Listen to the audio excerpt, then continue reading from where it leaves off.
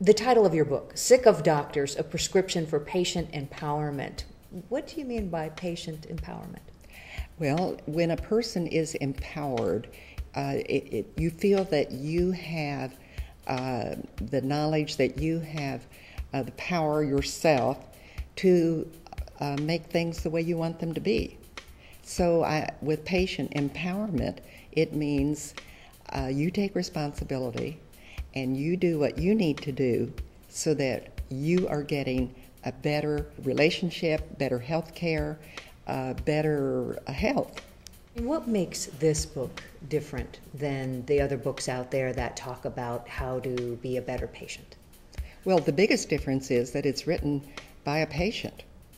And I have not come across any other books about this topic of taking responsibility for your own health, of how to find a doctor, how to understand the system, and all the things that I talk about in the book. They're always written by a doctor or somebody in the medical field. And you can tell that when you read the book, that they don't try to keep it a secret. I mean, it's just the way it is. But mine is written as a patient, and acknowledging that we're all a patient from the time we're born until we die, and that what I have learned, I can maybe communicate in a way that will be helpful to other people, like the chapter on Shop for a Doc, or the chapter on Understand the System. So if I read this book, what will I be able to do differently? I think that the first thing that you would do is that you would realize that you need to shift your attitude a little bit about what your role is.